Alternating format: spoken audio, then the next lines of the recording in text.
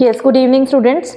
मैं ईशा गुप्ता आपके अपने यूट्यूब चैनल से मैं आपके लिए एक बड़ा इंपॉर्टेंट क्वेश्चन लेके आई हूँ। ये हमारे सीबीएसई के 10th क्लास के बोर्ड एग्जाम्स में बहुत ही इंपॉर्टेंट क्वेश्चन आने वाला है। तो जितने भी हमारे जैसे ये जो क्वेश्चन मैं लेके आई हूँ actually surface area and volume से लेके आई हूँ।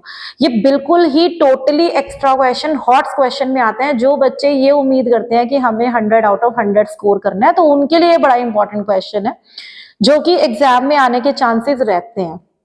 ठीक है, तो सरफेस एरिया एंड वॉल्यूम से मोस्ट ऑफ द टाइम जो है वो केस स्टडीज आती हैं। मे बी ये केस स्टडी में हो। डबल कोन की हम बात करते हैं तो मैं आपके पास एक क्वेश्चन लेके आई हूँ ये वाला। इसमें आपको ये बोला गया है कि you have to find out the surface area of double cone so formed. कि डबल कोन बन रहा है, अगर हम एक राइट ट्राइंगल को देखो, अगर किसी भी राइट ट्राइंगल को अगर हम रिवॉल्व करते हैं अबाउट हाइपोटेन्यूज तो क्या होगा कि वो एक डबल कोन बनेगा। पर जब वो बच्चे डबल कोन बनाते हैं ना तो उनके माइंड में एक आइडिया रहता है कि डबल कोन ऐसे बनने वाला है, एक ऊपर बन गया एक नीचे बन गया तो ये डबल कोन हो गया। But no, this is not double cone. Double cone यहाँ पर जो बनता है जब हम इसको रिवॉल्व ऐसे ऐसे घुमाते हैं ना तो इसमें क्या होता है कि ये एक कोन बनता है, ये मैंने यहाँ पर बनाया हुआ है, ये एक कोन बनता है एबीडी और दूसरा कोन बीसीडी। मैंने इनको naming they the so that आपको इजी रहे। यहाँ पर आपको साइड्स यहाँ 20 मीटर एक ट्राइंगल की है, एक दूसरी साइड 15 मीटर है ट्राइंगल की। ये एसी इसका हाइपोटेन्यूज है तो इसलिए हमने हाइपोटेन्यूज के अगेंस्ट इसको रिवॉल्व किया। जब हमने इसको रिवॉल्व किया तो हमारे पास दो कोन्स बने हैं, ये और ये।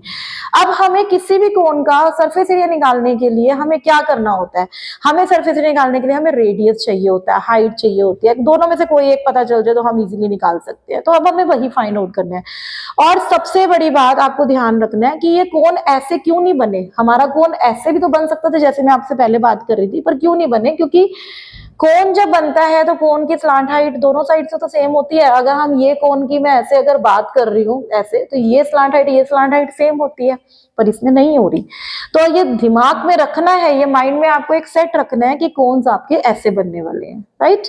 अब आपके पास क्या है कि इसमें आपको रेडियस जो है, अगर आप इस कोन की बात करो एबीडी की तो उसके अकॉर्डिंग रेडियस जो है वो बीई है। अगर इसकी बात करो तो भी बीई है, पर दोनों की स्लांट हाइट्स डिफरेंट है, अदरवाइज नथिंग एल्स, है ना।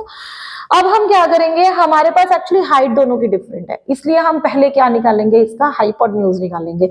हमें पता है बाय पाइथागोरस हम निकाल सकते हैं h square equal to P square, right triangle के फॉर्मूले से हम निकाल सकते हैं।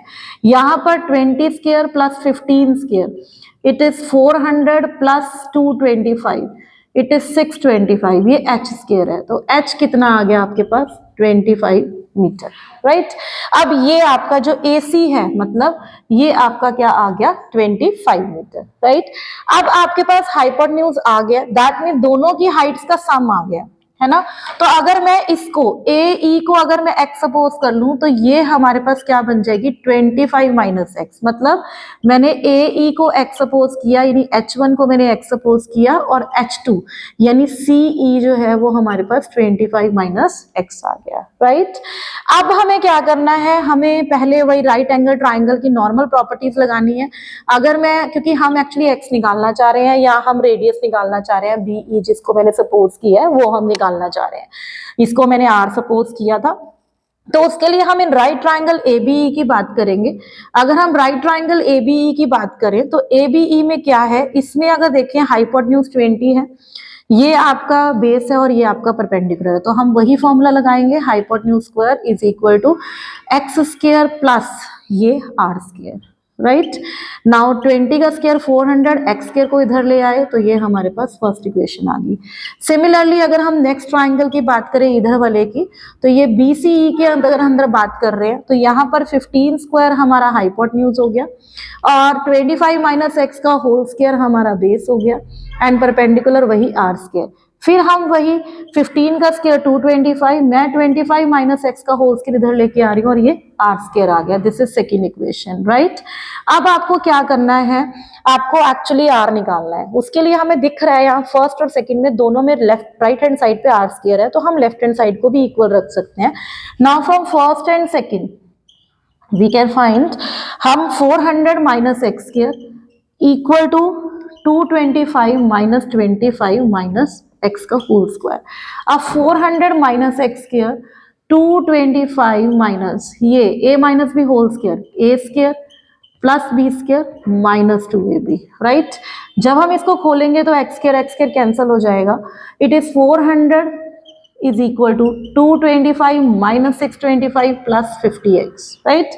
It will be minus 400, okay. 400 equal to this one, right.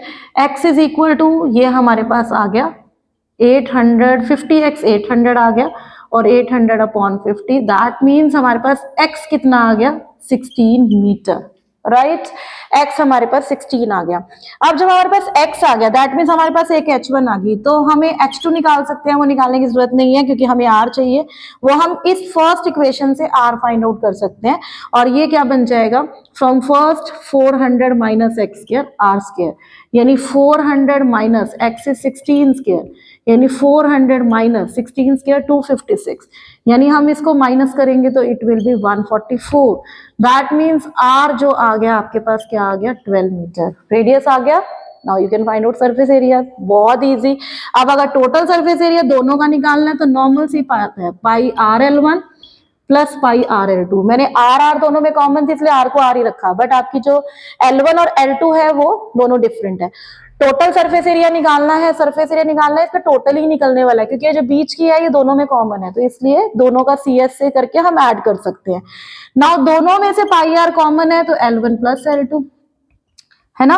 Pi r, pi is 22/7, r you are given 12, given क्या आपको निकाली है आपने 12, और L1 20 है और वो 15 है, तो it will B 20 plus 15, right.